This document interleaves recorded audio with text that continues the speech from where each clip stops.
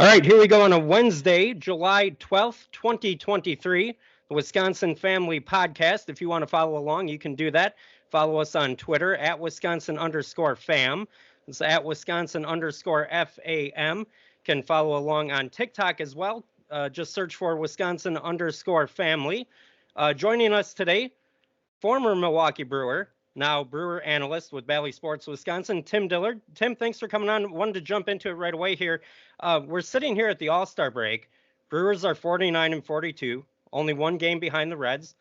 They're in a really good position right now at the break. Give me the number one reason as to why.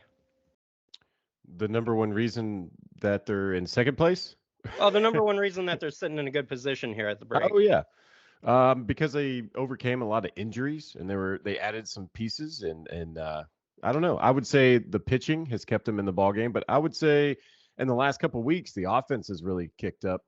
You look at what Contreras has been doing, look at what Yelich has been doing, but I think it comes down to Craig Counsell managing a team that under anyone else's leadership probably wouldn't be in the position that they're in. I think Craig Counsell has proven that he is the man to take the reins of a team like this that isn't always going to score 10 runs, but at the same time has a pitching staff and a bullpen and a defense that keeps runs off the board. So I would say Craig Counsell is the biggest factor because I don't think anyone else could do it. But the biggest reason to be optimistic is because they got people coming back. You got Brandon Woodruff hopefully coming back within the next month or so. So that'll be a good revitalization going into the last couple months of the season.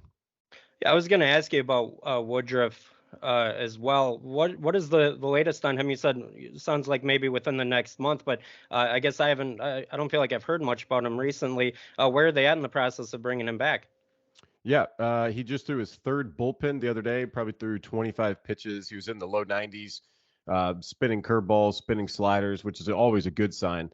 But it's almost back to square one with him, like building back up, doing spring training type stuff. So it'll go on how he bounces back. I think he stayed in Milwaukee to keep rehabbing, keep training, to get ready to come back. So I don't know. Once you go on a rehab assignment, it'll just be about building up the pitch count. So I don't suspect that being anytime in July. And honestly, I really don't suspect it anything probably until mid-August or maybe even later August. That's just me. I have no idea.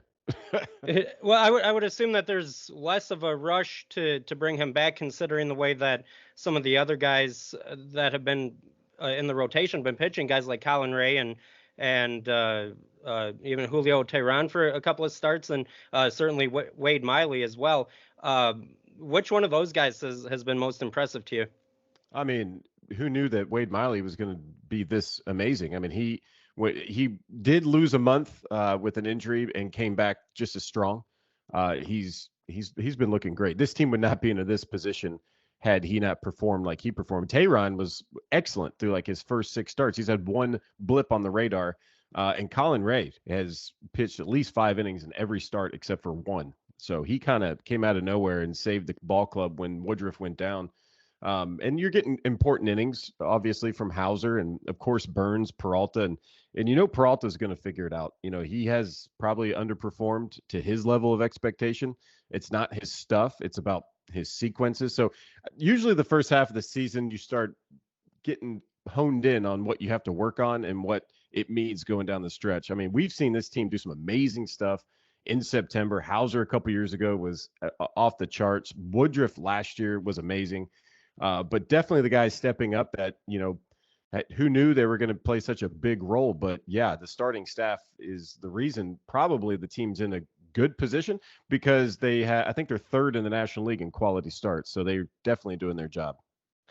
Talking with Tim Dillard, Brewers analyst, Bally Sports Wisconsin. I want to pivot back to the offense here for a second. I mean, through the first 91 games, the offense has been a struggle more times than not, though like you had mentioned, especially to close out the first half of the season. That 17-game stretch that they played without a break, I think we've seen a lot of good signs out of the offense. I guess I would just add, what is the key to success versus non-success for the Brewer offense? I mean, how do we see them struggling to put up 1 or 2 runs on many occasions, and then now recently having more of an offensive output? What's the difference between the success and non-success?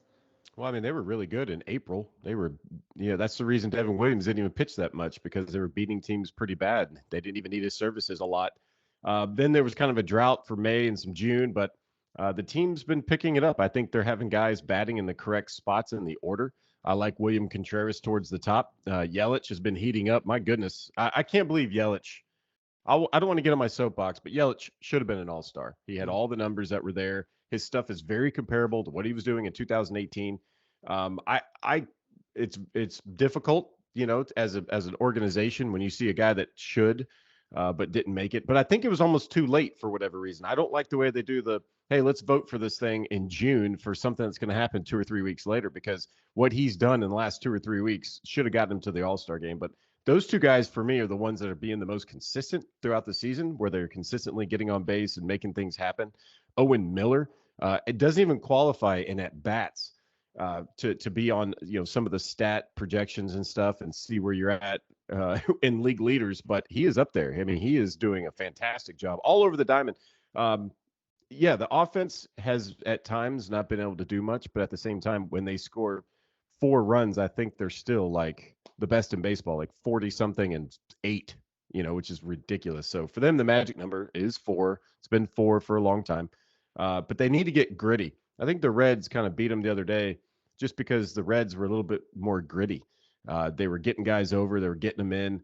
And we've seen some sack flies, a couple of sack bunts here and there. And I'm not saying play small ball, but play smart.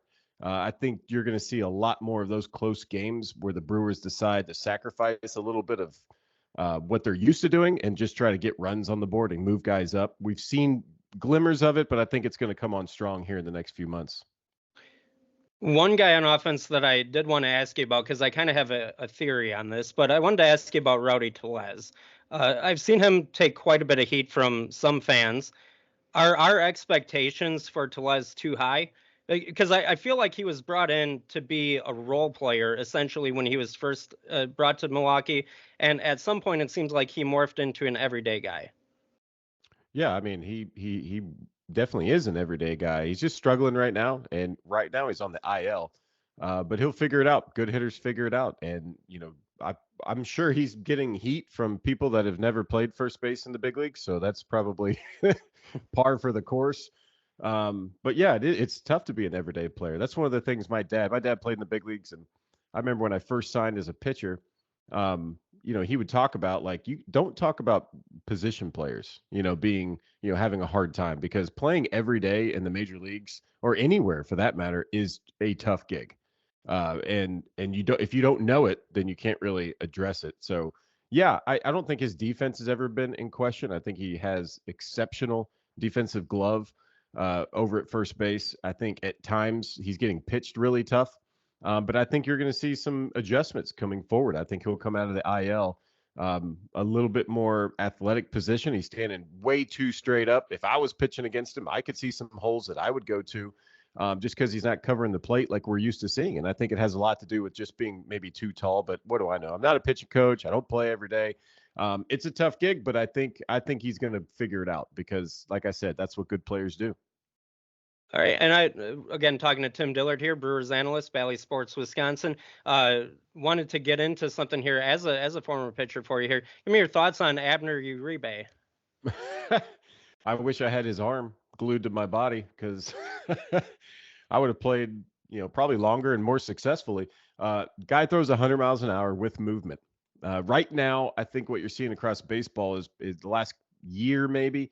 I saw it coming about 5 or 6 years ago. But movement plays.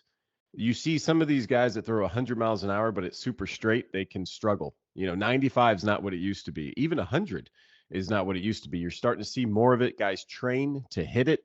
And if it's straight, it can be hit. And Uribe is throwing bowling balls at 100 miles an hour that have so much movement.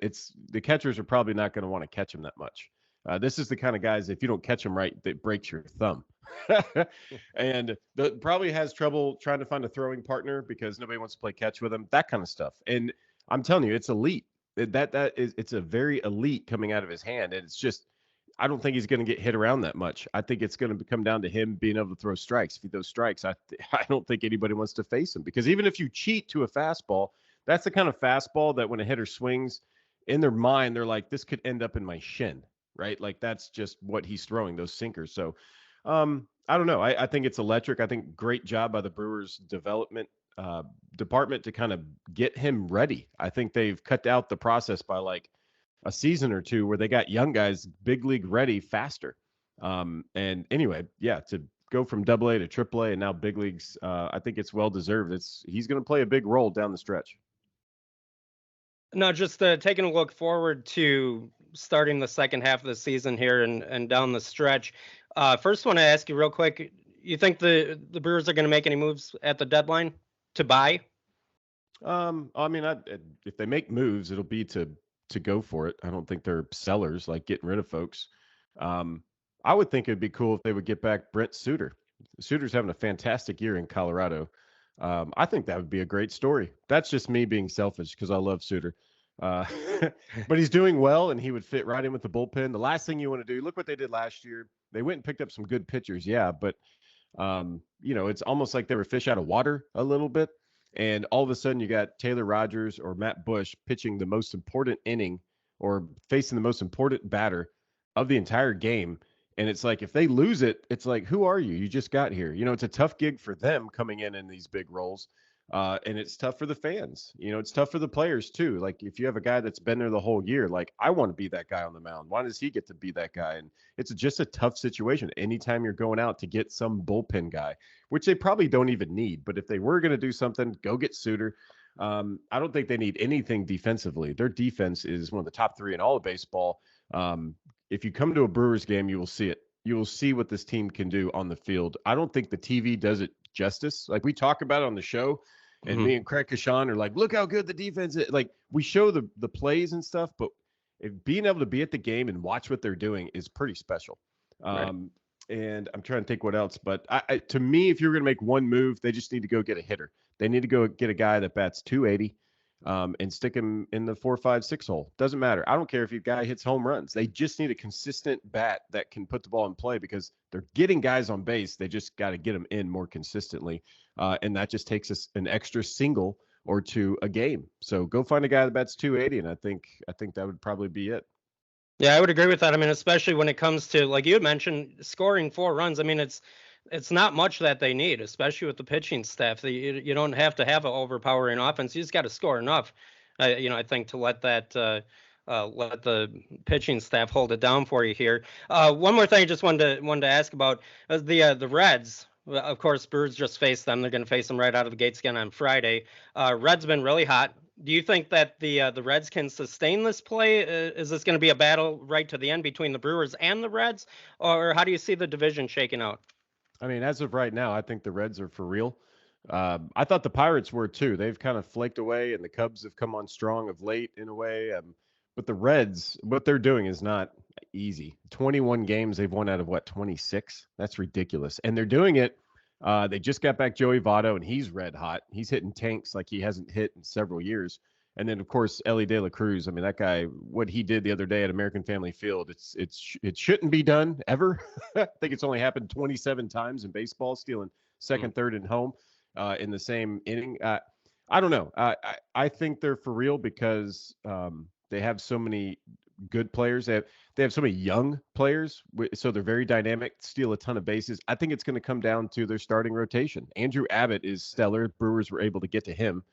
But outside of that, Hunter Green, he's on the IL. Ashcraft has been all over the place this year. I think it's going to come down. If Reds are contenders, they're going to go and find a starter. They're going to go find a stud because they have an all-star closer in Diaz. So I maybe a bullpen piece, but Ian Jabot, Derek Law in that bullpen, I love those guys. We were teammates with the Rangers for a season or two. Love those guys. I'm sad that they did really well against the Brewers. I wish they just wouldn't pitch so I wouldn't be conflicted. But they're good, top to bottom. The Reds are good. Like I said, it's going to be the starting rotation for them. All right. Tim Dillard, Bally Sports, Wisconsin Brewers analyst, former Milwaukee Brewer pitcher, joining us here on the Wisconsin Family Podcast. Tim, appreciate your analysis on the broadcast on Bally Sports, and thank you for coming on here today. Awesome. Thanks for having me.